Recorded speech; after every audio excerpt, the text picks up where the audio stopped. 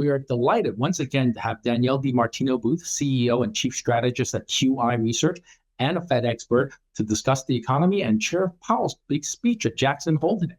Danielle, welcome once again. Delighted to be able to get you today, just a couple of hours after the speech. And boy, with a little bit of a surprise, or maybe a little bit of surprise, because the market was clearly very, very worried that the chair would dig in his heels, because he's just constantly getting berated.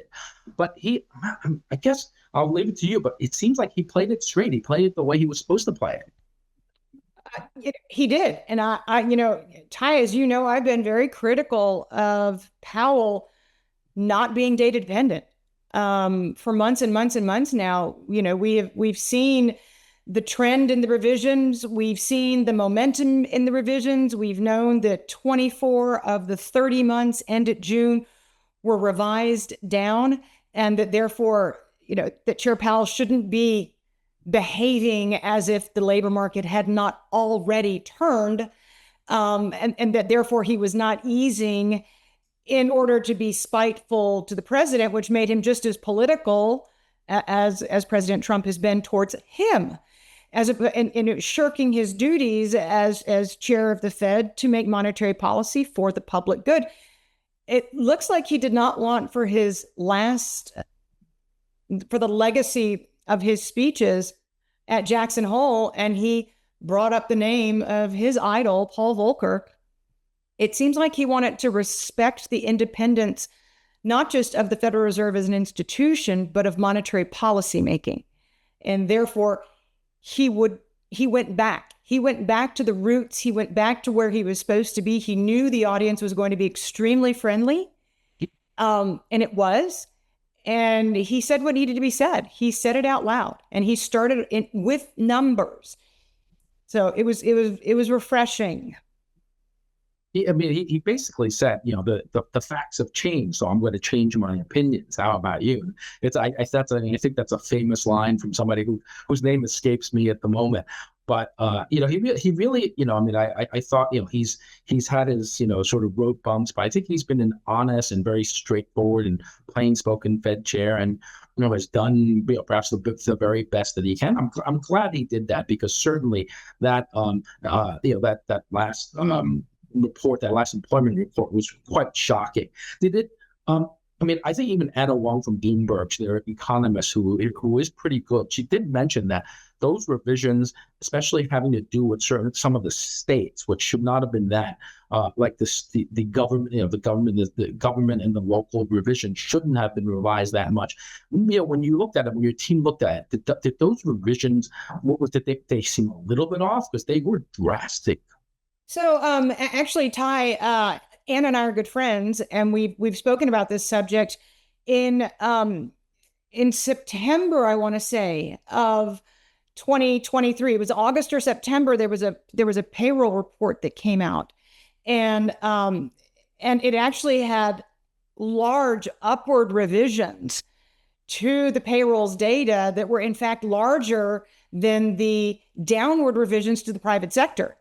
So it was like a plus 130,000 government jobs, negative 12,000 private sector, such that the negative revision string, which did start in 2023, was technically broken, but just by virtue of these government jobs.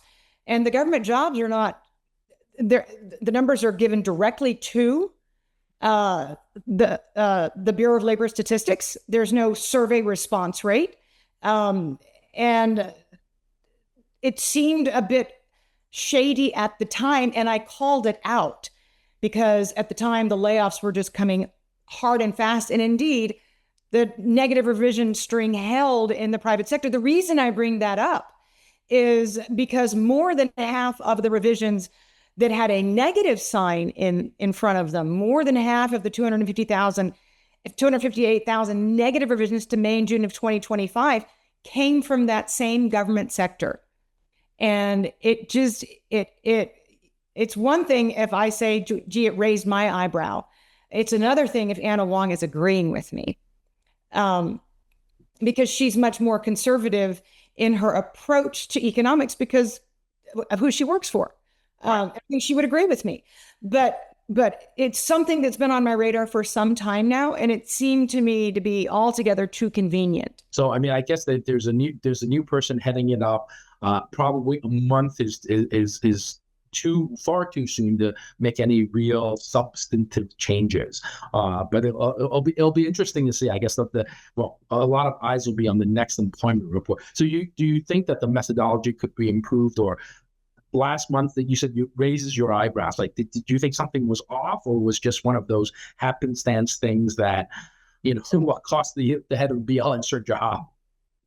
Well, okay, listen, I just said that in 2023, the revisions and the methodology and the birth death adjustment, that they had certainly already become very suspect to me. This predates the commissioner who was fired. But the fact is, the things, the elements of the modeling at the Bureau of Labor Statistics have still not been addressed. She didn't address them. They needed to be addressed. Somebody needs to do something. We are in an era of big data, artificial intelligence. There's no way you can tell me that once an employee identification number is created, that there can't be some government button somewhere that says, if you want to maintain your tax status, on the 31st of every month or the 30th on the last day of any month, you need to let us know what your head count is. And if you don't, you're going to lose your tax status. That'll do it. Just let us know once a month what your head count is, and we'll feed that into a great big huge server, and it will spit out a number that is reliable and credible as opposed to imputed. Because right now, that's the data that we get on a quarterly basis. We just get it on a quarterly basis with this massive lag time. But I would argue that there is a way with technology, Ty, to make this much more expeditious and efficient. That makes a lot of sense. Just log on at 11 p.m. whenever it is, and then you can just say this is my head count, and that makes a lot of sense. Now, those final quarterly numbers, the lag time is something like 9 months or before you get the final numbers. Oh, it's crazy. I mean, look, we're geeky, dismal scientists like me were like, ooh, we're getting into September now. We're getting really close to the fourth quarter revision for 2024. It's coming down the pipeline. I mean, for us, it's like non-farm payroll Friday in the excitement that's generated once a month. But, it's a long time before you can get excited because it's September and you're talking about December of 2024 before you finally get begin to get the actual numbers from 12 million U.S. employers. Right, that are reliable. So we have one more employment report. We have PCE next Friday, I think, and we have one more CPI and PPI. It seems like he's, the express lanes are open to a cut in a 25 basis point cut in September. Do you think anything could, shift that to either 50 or actually shift that back towards, maybe this is just a line meeting and we're not really sure? And we have 3 inflation reports. The PPI was a little bit of a shocker. Do you see us deviating from that path that he seems to have set us on now? So I don't think that the PCE report is going to necessarily derail the Fed's plans, because when you take the CPI, the PPI, and the import price and export price data, you put them all together, there's a formula where you can spit out a really close estimate of what the PCE and the core PCE is going to be. And, Powell's no dummy. He has experience with financial markets. He knows that portfolio management fees, which were a large reason that the PPI went up, in addition to input costs being higher, but he knows that portfolio management fees that feed into the PCE are a reflection of assets under management in a stock market that is at all-time highs. So it's just a reflection of asset price inflation. So I don't think that the PCE will necessarily sway him. But let's go back to what you said about whether one individual in their post for 1 month can make a difference. Well, certainly they could. So this is going to be a test of with all deference, this is going to be a test of Donald Trump's maturity. And I don't say that lightly. If you're Treasury Secretary Scott Bessent, then you want for the real employment data to get out there as quickly as possible. You want to clear the underbrush burn it down so you don't have a forest fire of historic proportions going into the midterms. Right. So if there's going to be bad economic news, for heaven's sakes, get it out there. But in order to do that, you have to make sure that the new commissioner, Antony, is not having the president whisper in his ear and say, give me a strong payrolls report. Because if he gets that, then you could easily see Fed policymakers say, oh, wait, May and June were just an aberration. We've gone back to a more solid path of job growth, and therefore we don't really need to, this is coming September the 5th, less than 2 weeks from today. We don't need to touch the Fed funds rate. We can hold off and continue waiting to see what the tariffs effects going to ultimately be on inflation. So the administration can shoot itself in the foot. You can remove this rate hike from the market's calculus if you have a really strong non-farm payrolls report. Right. It's interesting. You mentioned Antony. It appears as if some economists on on sort of the right side of the aisle were not too big a fan of his, sort of his work. And, well, he needs to be confirmed, right? Will he be confirmed? Well, it's interesting. So Senator Scott is the head of the Senate Banking Committee. He put out a very positive, attaboy kind of a press release saying that he admired Antony's work and that he saw it as being very feasible, that he was going to have an expeditious confirmation process. This is when we see the ability of Trump and Bessent and Senator Thune and the head of the banking committee to see, can you get this done in 2 working weeks? Or actually a little bit less than that, because we're talking about having somebody, they come back the day after Labor Day is when the Senate comes back and reconvenes. And, in 2 weeks' time, can they confirm somebody? We'll see. Bessent thinks it can happen and it can happen quickly. And if that's the case, if Powell was hearing this through the grapevine, and in the middle of Powell's remarks, the president says, if Powell doesn't fire Governor Lisa Cook, I will. So if it looks like Antony can be confirmed quickly, and this is, Powell speaks to more people in Congress than any of his predecessors. So he's got a good feel for how quickly this confirmation process can go and how quickly he might have this individual sitting around that great big oval table.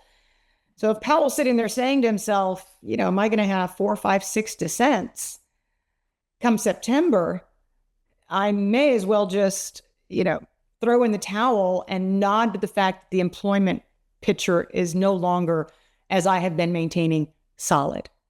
Right. So the makeup of the voters, of those 12 voters, makes a big difference. I conflated the BLS and the Federal Reserve, and my bad.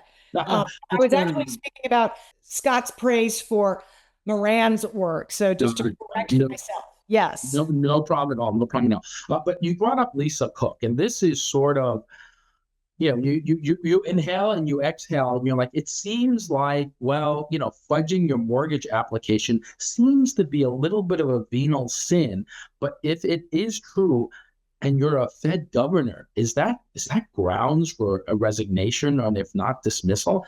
It seems like you might need to hold a Fed governor to a higher bar than to a regular person who's trying to save, 100 basis points on their mortgage.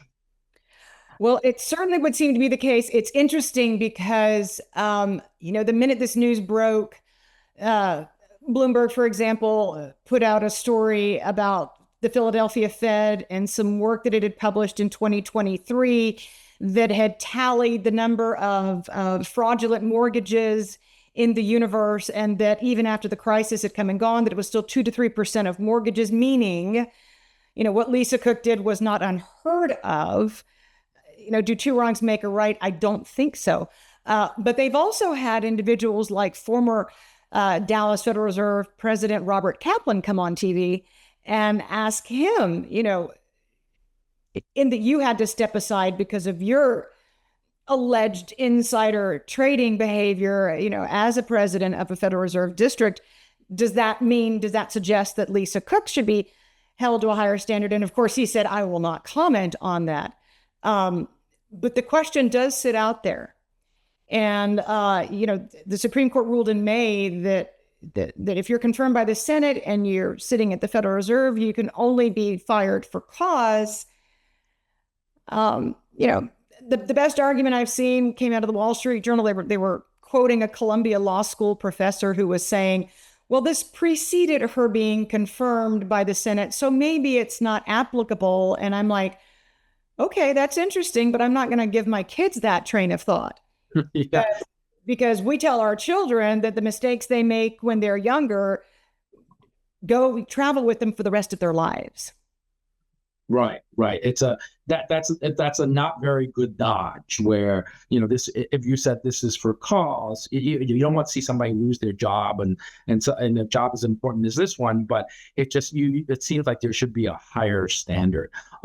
It's a lot of, I wouldn't say a revolving door, but certainly a lot more activity around the policymaking committee than before. But has there been, I haven't seen any news on any chatter on why Governor Kugler suddenly resigned? Is there, anything that I haven't seen? Any thoughts on what that might be? No. In fact, when this whole Cook controversy broke, like you, I went back and I looked and I said, okay, so we're accusing the next person, but whatever, what's the explanation for somebody leaving with 5 months of their term? It absolutely made no sense to me. I can only speculate because, like you, I haven't read a single explanation. But there is something to be seen and said for the fact that Kugler was very, very left-leaning in her views. Her thesis advisor at Berkeley happens to be Mr. Janet Yellen. Of course, he doesn't go by that name, but he is Janet Yellen's husband. He's also been known to advocate for the Communist Party.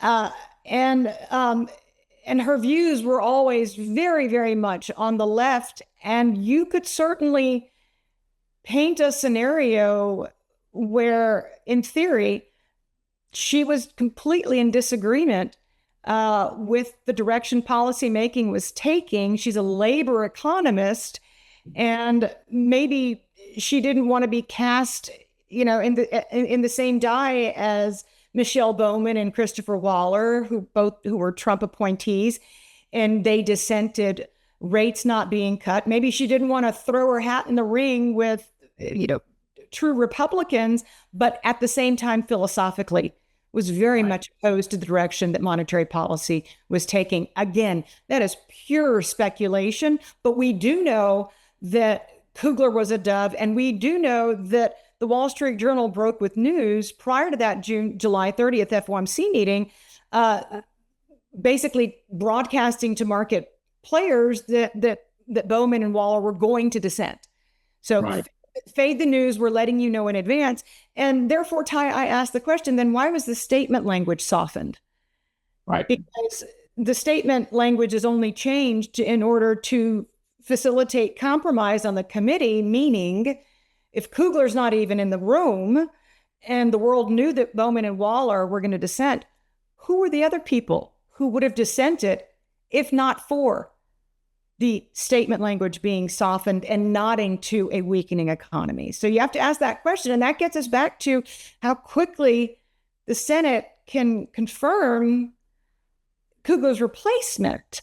And again, it gets back into the thinking of Jay Powell as he went to sleep last night. Could I have 5 or 6 dissents in September? Is that what I want my legacy to be? Or maybe I should just shoot him straight, come clean, and say job growth on a 3-month basis was running at north of 150,000. Now it's 35,000. As you said, Ty, the facts have changed. Right. I think that's a really good point. I'm just hoping that, the former Governor Kugler wasn't terribly ill or anything like that. That's what you really. Of course. And that's why I don't want to speculate. But she announced immediately that she was going back to her full-time post. Oh, okay. Okay, that's good. In terms of, there's lots of speculation and, it seemed a little bit like certainly Waller was lobbying for the seat for Powell's seat, which is a little tawdry, but hey, listen, I mean, it's a really important seat, and I think Waller's historically has been very, very solid. And I don't know who's in the lead right now. Now the betting markets seem to think it's Waller, but I wonder if the president, is going to appoint somebody. He'll give him a couple of cuts, but then is not going to be exactly what he wants and it might be better for him because maybe you don't want a yes man at the Fed. I think certainly. No, you don't. I mean, it is supposed to be an independent and apolitical institution. You're supposed to have nominees to sit on the Federal Reserve Board. Unlike cabinet members, there's a presupposition that you're going to have a 2/3 majority vote in the Senate because this person is going to be viewed as being apolitical and independent, which actually, as a side note, asterisk, brings us back to Lisa Cook, who her views were viewed as her views on monetary policy were viewed as being so leaning to the left that then Vice President Kamala Harris had to cast the tie-breaking vote in order to confirm her. Wow, I forgot that. I didn't realize. I forgot that it was that close. It was that close. Yes, indeed. So I guess it makes sense when if Powell Moran gets in, he could be facing 3 governor dissents or and a couple of other ones as well. That we'll give you the 25 basis points, and then every meeting thereafter is live. So he may not signal that we're in an easing cycle. And it makes sense now. How many of there after September? Is there 2 or 3 more Fed meetings this year? I can't remember. There are 2 more that follow, and we're going to be in December. Okay. As we speak, there was about 2.5 rate cuts priced in through the end of the year, which means one of the 2 meetings is theoretically a jump ball. But to your point about signaling an easing cycle as opposed to just one rate cut, I think the reason that the bond market is in such a celebratory mode that is bleeding into a major stock market rally is because Chair Powell said, that the job market is behaving very strangely right now. And, from what, given historical precedent, sometimes when you're at these junctures, and there are cross currents in the data, all of a sudden you can see a shock to the unemployment rate and have it go up very rapidly. Now, I'm probably using more and different words than what he used, but that was really when the market started to rally hard. It was because Powell was opening the door to saying, we could be staring down the barrel here of a rapidly rising unemployment rate, given how the labor market is behaving. And therefore, the market said, he just said cycle. Right. And the market loves to do that. And we just keep an eye out for, missives from Nick Timiraeus, Exactly.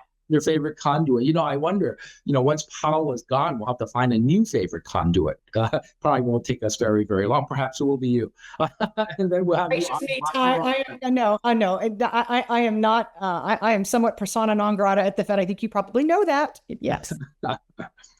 You know what? It's just because you say what you think, right? And you say it, eloquently. Is it you mentioned cross currents, and I was just. And I read the Feather every day. There's some couple of things like that PMI yesterday. It came out of the S&P. That was a little surprise on the stronger side. But if we take a step back in terms of what you're seeing, what you and your team are seeing in the economy over the past few weeks, anything that really sort of jumps out at you that you want to pay more attention to, and you suggest that market participants may want to watch that's not immediately apparent? So we're not seeing a lot of plans to follow through in a lot of these survey data, whether you're talking about the Empire Fed, the Philly Fed came out. And when you're taking surveys and you're asking people, what do you see 6 months out? And they respond, I see us as sitting on lower inventories. That is typically not a good sign. And in fact, despite how, and there were some outlets out there like Zero Hedge who were saying, S&P Global is they can't stand Trump, and therefore they're gonna paint the data to make it be more inflationary than it would be otherwise. But the one thing that did come out of that data is that the quantity of purchases in the services side of S&P Global came down for another month. And, you can talk about, it looks like our new orders are going to increase. It looks like our backlogs are increasing. But in the present now, do as I do, not as I say, people are not buying. And in fact, S&P Global has a supply chain volatility index that they put out several days ago that we put in one of our feathers that showed that the amount of purchases in North America had dragged the entire index down because July had seen such a violent reversal of the United States buying from the global supply chain. So if you're a company right now and you're sniffing out a lack of demand going forward, then you're not going to spend your money. And it's as simple as that. Right. So we're following that very closely. We're also following, the job market. This is a very, very, very weak job market. Your last quick question. Your best guess, September, a one-off, or is it actually the beginning of a cycle where we could see, say, 100 basis points? So I do see this. We have seen bankruptcies continue to hit fresh record highs month in and month out. There will be fallout from this. And so I do see the continued weakening in the corporate sector, in the credit sector, in the housing sector. I see these, and actually Powell spoke too. We are seeing disinflationary impulses in the housing market, meaning that's going to be a drag on inflation. I do see this as being the beginning of an easing cycle. Outstanding. Well, thank you so much for coming on with us today. And we will see you at the next Fed meeting, if not soon. Absolutely, Ty. Thank you. Thank you so much.